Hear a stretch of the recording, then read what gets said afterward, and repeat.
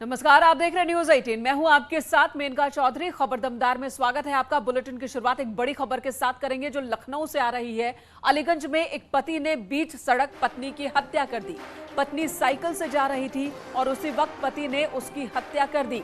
आरोपी पति को पुलिस ने गिरफ्तार कर लिया है। बताया जा रहा है कि किसी धारदार हथियार से उसने अपनी पत्नी के सिर पर वार किया था और मौके पर ही पत्नी की मौत हो गई।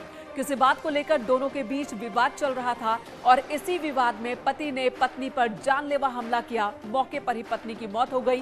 पुलिस ने आरोपी पति को गिरफ्तार कर लिया है। ये तस्वीर भी सामने आई है। वारदात के वक्त की ही ये तस्वीर है जब साइकिल से जा रही थी पत्नी, जिस पर पति ने हमला किया और उसकी जान ले ली। आरोपी पति को पुलिस ने गिरफ्तार कर लिया है। लखनऊ के अलीगंज इलाके की ये घटना है जहां पर पति ने पत्नी की हत्या की है। किस बात को लेकर विवाद चल रहा था यह अभी तक साफ नहीं है। पुलिस पूछताछ में पति से और भी जानकारी जुटाएगी, लेकिन जो तस्वीरें सामने आई हैं, आसपास के जो लोग वहां पर मौजूद थे उन्होंने बताया कि पति ने धारदार हथियार से पत्नी के सिर पर हमला किया, जिसकी वजह से बीच सड़क ही पत्नी की मौत हो गई।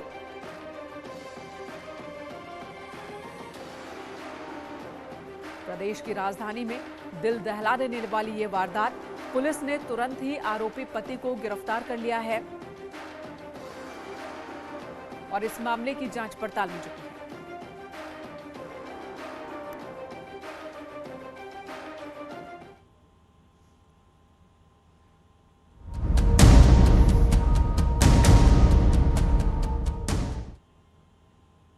इधर दिल्ली के शाहीन बाग में पकड़े गए 350 करोड़ की हेरोइन और 30 लाख हवाला के पैसे का कनेक्शन शामली के कैराना से जुड़ता हुआ नजर आ रहा है, जिसे लेकर दिल्ली पुलिस के साथ ही शामली पहुंची नारकोटिक्स की टीम। कैराना में छापेमारी की गई। कई दवा दुकानों पर भी, मेडिकल स्टोर्स पर भी छापेमारी हुई। वहां पर भी कुछ खंगालती हुई नजर आई ये टीम। संयुक्त छापेमारी दिल्ली पुलिस और नारकोटिक्स टीम की। मोहल्ला खेल कला के कई मकानों में भी रेड। वहीं मेन बाजार में कई मेडिकल स्टोर पर भी छापेमारी की। इस टीम ने एक संदिग्ध को एनसीबी ने हिरासत में भी लिया है। उत्तराखंड के टिहरी का रहने वाला है यह संदिग्ध, जिसे हिरासत में लिया गया है। दरअसल एनसीबी ने दिल्ली के शाहीन बाग इलाके से हाई क्वालिटी की करीब 50 किलो हेरोइन और 47 किलो संदिग्ध नशीला पदार्थ जब्त किया था, जिसकी अंतर्राष्ट्रीय बाजार में कीमत करीब 350 करोड़ रुपए बताई जा रही है। इस मामले में दिल्ली से अफगानिस्तान मूल के नागरिक को गिरफ्तार किया गया। बताया जा रहा है कि इनके लिंक तालिबान से भी जुड़े हैं। फिलहाल इनसे पूछताछ की जा रही है। वहीं नारकोटिक्स विभाग दिल्ली के साथ साथ यूपी और उत्तराखंड के भी कई इलाकों में छापेमारी कर रही है, क्योंकि इसके तार भी दोनों राज्यों से जुड़े हुए बताए जा रहे हैं। और इसी कड़ी में आज कैराना में छापेमारी हुई। में स्वापक नियंत्रण ब्यूरो ने एक संगठित टीम बनाकर कई जगह छापामारी की है, जिसमें कई प्रदेश शामिल हैं। मुख्यतः दिल्ली, उत्तर प्रदेश, उत्तराखंड, हरियाणा और पंजाब से इनके कनेक्शंस पाए गए हैं। अभी भी अन्वेषण जारी है और हमें उम्मीद है कि हम पूरे गिरोह का पर्दाफाश जल्द करेंगे। केंद्रीय जांच एजेंसी एनसीबी यानी कि नारकोटिक्स कंट्रोल ब्यूरो ने एक बड़े रैकेट का पर्दाफाश करते हुए अफगानिस्तान, पाकिस्तान से जुड़े हुए कनेक्शन का पर्दाफाश किया। इसके साथ ही जिस तरह से इस मामले में जो आरोपी हैं, आरोपियों का कनेक्शन कई राज्यों में, जो भारत के अंदर में कई राज्यों में, उत्तर प्रदेश, उत्तराखंड, पंजाब, हरियाणा, गुजरात में किस तरह से कनेक्शन है, इस मामले का भी पर्दाफाश किया है। और इस मामले में दिल्ली की अगर बात करें तो दिल्ली के जामिया नगर इलाके में जिस तरह से वहां पर एक आरोपी रहता था, जिसमें कि राजी नाम था, राजी उसका जिस तरह से बकायदा कनेक्शन सामने आया। इसके साथ अफगानिस्तान मूल के रहने वाले अब्दुल राब का जिस तरह से कनेक्शन आया।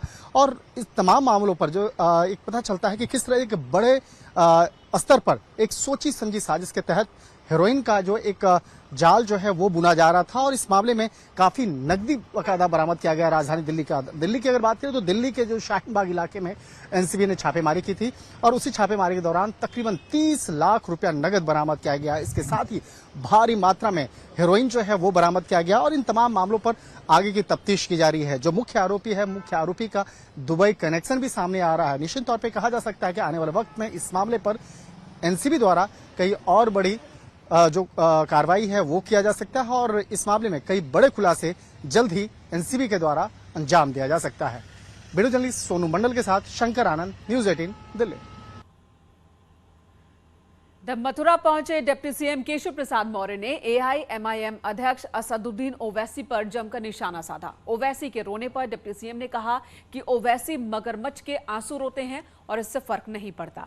दरअसल ओवैसी ने अलविदा जुमे की नमाज के बाद रोते हुए कहा था कि जहांगीरपुरी और मध्य प्रदेश के खरगोन में मुसलमानों पर अत्याचार हुआ, जिस पर केशव प्रसाद मौर्य का ये जवाब था। हुए हैं और उन्होंने कहा है कि खरगोन और जहांगीरपुरी में मुसलमानों पर अत्याचार हुआ है, क्या कहेंगे इस पर? अब वो रोए कोई मगरमच्छ के आंसू से मुझे कोई प्रभाव नहीं पड़ता है। सर, हैदराबाद में ओवैसी नमाज के बाद रोए हैं और उन्होंने कहा है कि खरगोन और जहांगीरपुरी में मुसलमानों पर अत्याचार हुआ है, क्या कहेंगे इस पर? अब वो रोए कोई मगरमच्छ के आंसू से मुझे कोई प्रभाव नहीं पड़ता है। उधर डिप्टी सीएम का औचक निरीक्षण हरहुआ पीएचसी सेंटर में भी हुआ, जहां पर मेडिकल अधिकारी को उन्होंने फटकार लगाई। लापरवाह रवैये को लेकर उन्होंने मेडिकल अधिकारी को फटकार लगाई है। डिप्टी सीएम ब्रजेश पाठक जो पहुंचे थे सीएचसी, वाराणसी के सीएचसी पहुंचे, वहां पर हालात का जायजा लिया और कमी देखी तो अधिकारी को फटकार भी लगाई।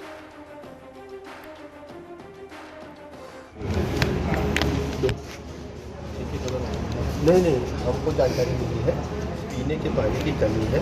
मेरा सुझाव ये है कि सरफेस वाटर भी आप लेते हो और गंगा वाटर भी लेते हो, है ना? दोनों पानी हम सप्लाई दे रहे हैं, तो दोनों में हम कितना पानी दे रहे हैं आपके पास पता है? कुछ आंकड़ा है?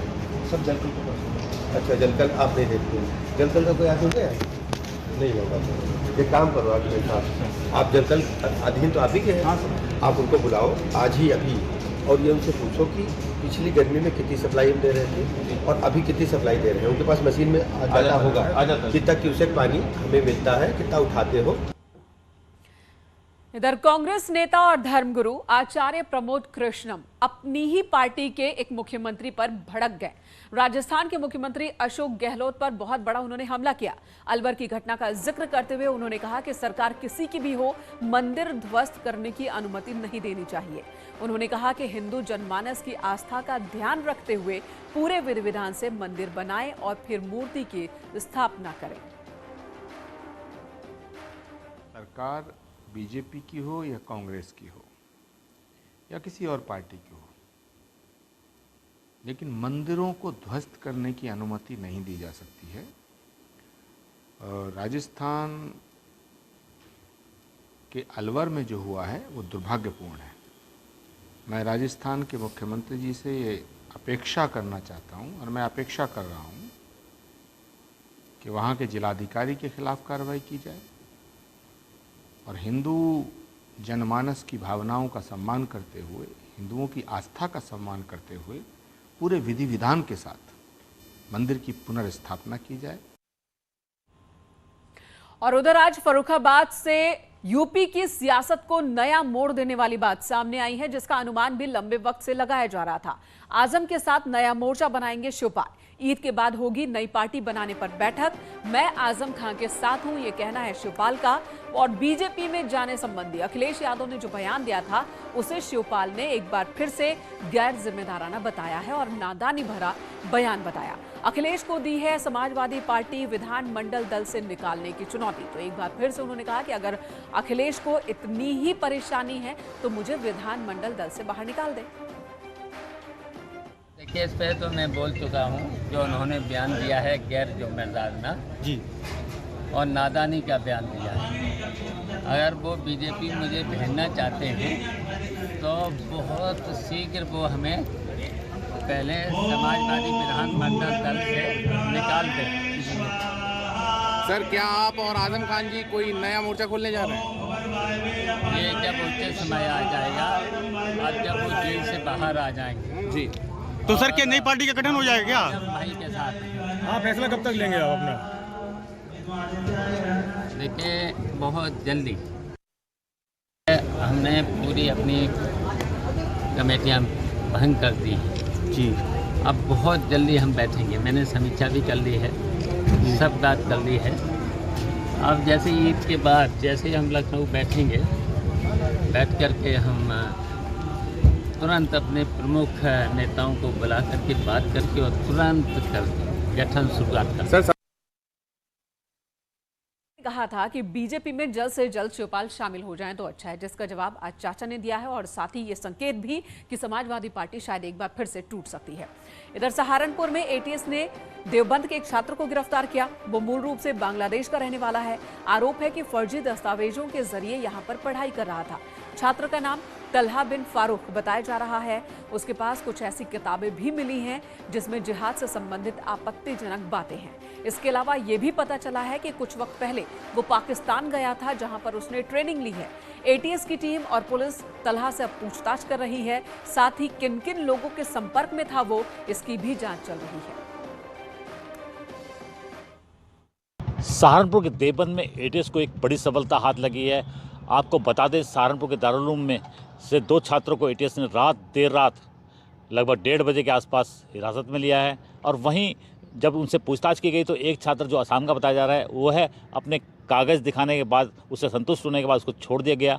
वहीं दूसरा छात्र जो 2018 से देवबंद के दारुल उलूम में रह रहा था, वह अपने कागजात प्रॉपर नहीं दिखा पाया और सवालों का जवाब भी ठीक से नहीं दे पाया। उसके पास से बांग्लादेशी पासपोर्ट मिला है और भारत में बने हुए फर्जी कागजात उससे बरामद हुए हैं।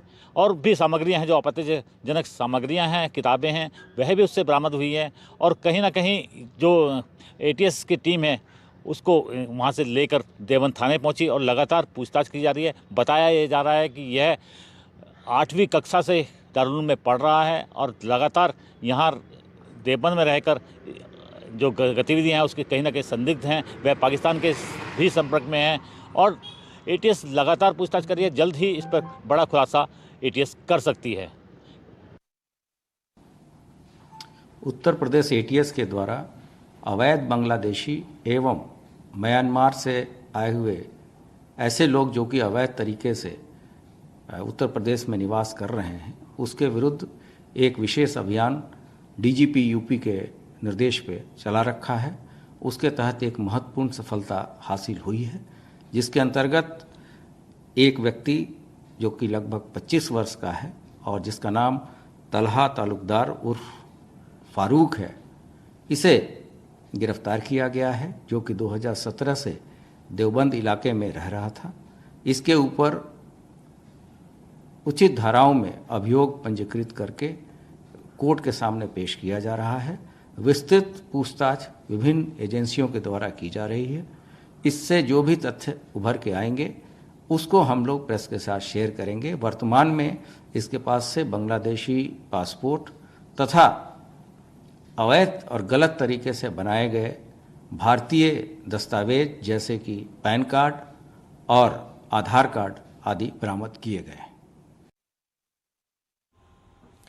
और अगली खबर है बदायूं से, जहां पर समाजवादी पार्टी के विधायक आशुतोष मौर्य पर एफआईआर हुई है। एसपी विधायक पर मारपीट के आरोप लगे हैं। बिजली विभाग के कर्मचारियों ने शिकायत की है कि विधायक का एक वीडियो भी वायरल हुआ है जिसमें विधायक मारपीट कर रहे हैं। हालांकि विधायक का कहना है कि उनके साथ भी मारपीट हुई है और उन्होंने भी पुलिस को तहरीर दी है, लेकिन उनकी तहरीर को पुलिस ने नकार दिया। ये कहना है आशुतोष मौर्य का, जो समाजवादी पार्टी के विधायक हैं, जिन पर बिजली विभाग के कर्मचारियों ने मारपीट के आरोप लगाए हैं। उनसे रोस्टर के फोटो लेने चाहे तब उन्होंने मेरे संग अभद्रता शुरू कर दी और अभद्रता शुरू करने के बाद उन्होंने आपत्तिजनक शब्दों का भी इस्तेमाल किया मेरे प्रति। उसके उपरांत मैं थाने गया। थाने में जाकर मैंने एक तहरीर दी, वहीं पे कागज़ लिया, वहीं पे पेन लिया, वहीं पे मैंने तहरीर लिखी। तहरीर क्योंकि इंस्पेक्टर साहब निकल के नहीं आए, इसलिए मैंने प्राइवेट जाके सीएचसी पे मेडिकल अपने ड्राइवर का कराया, जिसके चोट आई है। एसएस श्री अभिषेक मिश्रा द्वारा थाने पर एक तहरीरी सूचना दी गई कि कल रात्रि लगभग 12:05 पर स्थानीय विधायक श्री आशुतोष मौर्य द्वारा बिजली घर पर आकर के और इनके साथ अभद्रता, गाली गलौज, मारपीट व सरकारी कार्य में बाधा डाली गई। और इस संबंध में एक वीडियो भी वायरल हुआ है, जिसको भी संज्ञान में लिया गया है। इस संबंध में थाना बिसौली पर समुचित धाराओं में अभियोग पंजीकृत करा दिया गया है। विधिक कार्रवाई की जा रही है। इधर आगरा में हिंदू संगठनों ने डीआरएम ऑफिस पहुंचकर हनुमान चालीसा का पाठ किया। ये लोग राजामंडी रेलवे स्टेशन के प्लेटफॉर्म नंबर 1 के पास स्थित चामुंडा देवी मंदिर को हटाए जाने के नोटिस से नाराज हैं। आपको बता दें, डीआरएम ने इस मंदिर को हटाने के लिए नोटिस जारी किया है और ऐसा नहीं होने पर स्टेशन बंद करने की धमकी दी गई है। इस इलाके के लोग काफी आक्रोशित हैं और इसके बाद बजरंग दल के कार्यकर्ताओं ने डीआरएम को अपनी मांगों का ज्ञापन सौंपा और इनका कहना है कि 250 साल पुराना ये मंदिर है जिसे गिराने की कोशिश रेलवे कर रहा है। अब 2 तस्वीरों के जरिए दिखाते हैं। पहली तस्वीर है हिंदू संगठन डीआरएम ऑफिस के बाहर हनुमान चालीसा का पाठ करते हुए कार्यकर्ता नजर आ रहे हैं, बजरंग दल के कार्यकर्ता हैं। दूसरी तस्वीर राजामंडी रेलवे स्टेशन के ठीक बगल में स्थित चामुंडा देवी मंदिर की है, जिसे हटाने का नोटिस जारी हुआ है और इसी नोटिस की वजह से हिंदू संगठन के लोग भड़के हुए हैं। स्थानीय लोगों का कहना है कि 250 साल पुराने इस मंदिर को अब हटाने की कवायद क्यों की जा रही है। यहां एक ब्रेक के लिए रुकेंगे, खबरों का सिलसिला जारी है।